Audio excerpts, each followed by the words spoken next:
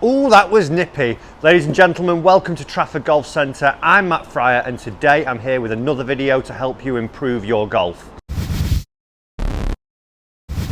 Guys, if you are new here to the channel before we get stuck in, do remember to follow me on all my social media platforms, loads of tips and stuff on there, and also subscribe to the channel, click that bell icon so you're notified when any video comes out that can help you improve.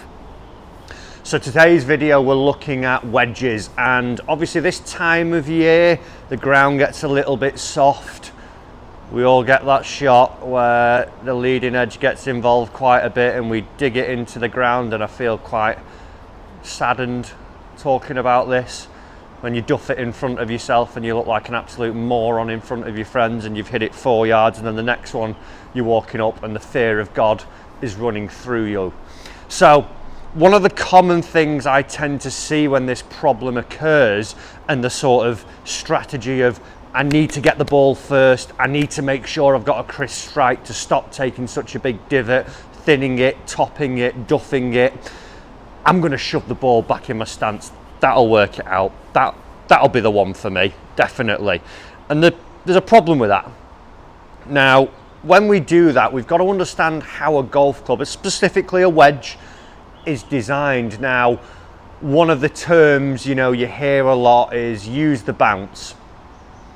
What is the bounce, firstly? Because some of the answers I've had to that question when I've asked it have been brilliant, and I should have probably wrote them down.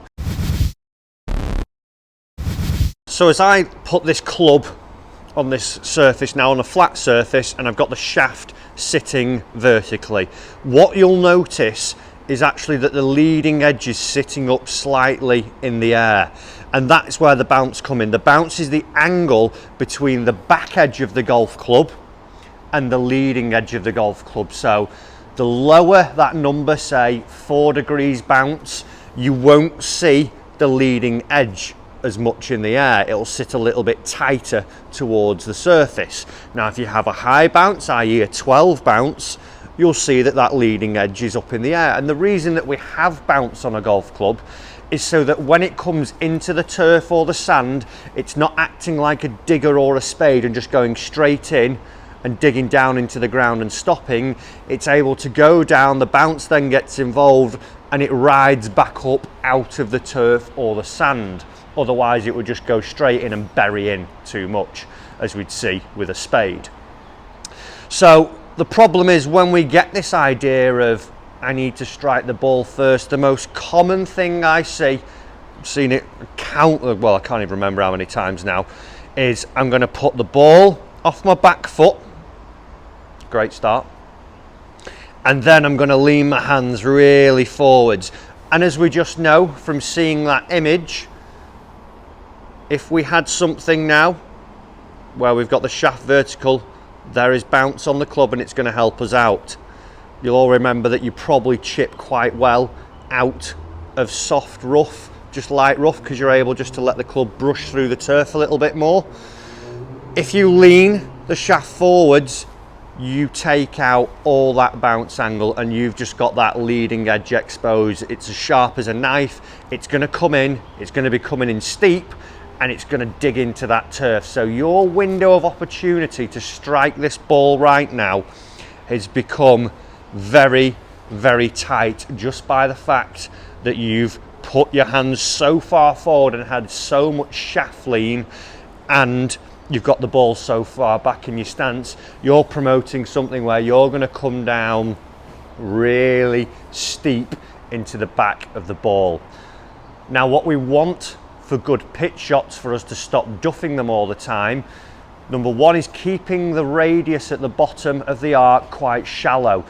If you were to actually watch really slow motion videos of pitches with phantom cameras, the club actually touches the ground before the ball, so it's riding in. But the thing is, it's riding in so shallow, it's not even really interacting that much with the ground. It just comes along, gathers the ball up, and then goes off. And you'll see this, on tour, on things like this, in that explanation of hitting it out of the semi-rough. if it is just a little bit fluffy underneath, we all feel a little bit more confident because we've got that little cushion that the club can just ride along each time. We don't put the ball back in our stance, we have it more in the middle and we let the club just travel a little bit more shallow along there. So what I'd like to see from you, if you are going through chipping woes at the moment, don't fall into the trap of sticking it in the back of your stance and getting loads of lean. All I want you to do, take a little bit of a narrow stance. If you were to place your club head in between, I like to see sort of 2 inches either side of each edge of the golf club there. Then we're going to have the ball slap bang in our centre.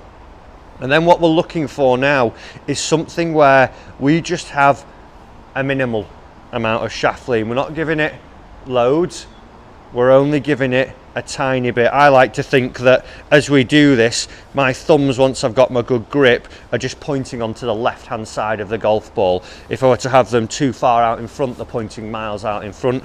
Too far back, they're pointing behind at the ground there. So I like to see that as I do this, my thumbs to me feel like they're just pointing towards the left side of the ball. Then what we're looking for, like I say, is this light brushing on the turf. We want to see that we're just letting the club ride along nice and smooth. And this is a great way to start to feel this. If you have some one-handed swings, you're just going to feel the weight of the club and you'll get into a nice rhythm here, because one of the things with chipping woes is this one as well, where we start to get real snatchy, real jerky, and we take any flow out of the actual motion. And timing is a big key when we're looking at pitching. We need to have a really nice consistent tempo and just let that arc be really shallow at the bottom. As soon as we get into at the back, we're coming down too steep. So ball in the center of the stance, that weight forwards, i.e. 60%, 70%. You'll see now that my sternum is slightly in front of the golf ball. I've got that minimal shaft lean, and all I'm going to think about now is almost just rubbing the back edge of the golf club just nicely along the mat there, nice and smooth, so as I hit one, nice clean strike just pops off. I wouldn't want to be getting it too far back in my stance here with loads of lean, because that hurts the hand quite a lot actually. Ow. It's come down too harsh, it's come down too steep. If that was on grass, I probably would have duffed that one. The window of opportunity is that small. When you put it back there, you're in a world of danger. There is times obviously when we need to do it depending on the lie, but for the guys and girls who are going through this little bit of a chipping issue, let's try and stay a little bit more centered with the ball position, a minimal amount of shaft lean, and just start to feel that you're brushing that club head along the ground a little bit more. Just let it just wipe along the surface. Don't want to see that it's coming down too steep into it. We just want to feel that it's just getting a tiny brush, and you get a lovely little connection like that. It's going to help us get more spin, it's going to help us gain more control, and it's going to get you more consistent strikes. Now that is a big word we hear in golf quite a lot, consistency. If you can do this and keep the arc width at the bottom consistent, nice and shallow, keep your tempo consistent, you're going to see that you'll start to pitch it a lot better. So to review those points, ball in the middle of the stance, a bit of weight into the left hand side, 60 to 70%, or your lead side, minimal shaft lean. Not at the back, not loads of shaft lean and ball back of the stance. Don't be getting into that, because you'll put yourself into a world of trouble this winter. When you come out in April, it'll be hard work from there. Give this a go, guys. See if you can start to adopt this and find a nice tempo, and see if you can start, 3 in the same place there, see if you can start to pitch it better with those tips. Guys, if you've liked this video, give the like button a hit for me. Also remember to follow me on all my social media platforms. Loads more tips there to help you improve your game. Also subscribe to the channel and hit that bell icon so you don't miss any more videos to help you improve your game. And if you do want to come and see me down at Trafford Centre, all the information's down below. Thanks for watching the video, and I'll see you with another video to help you improve your game.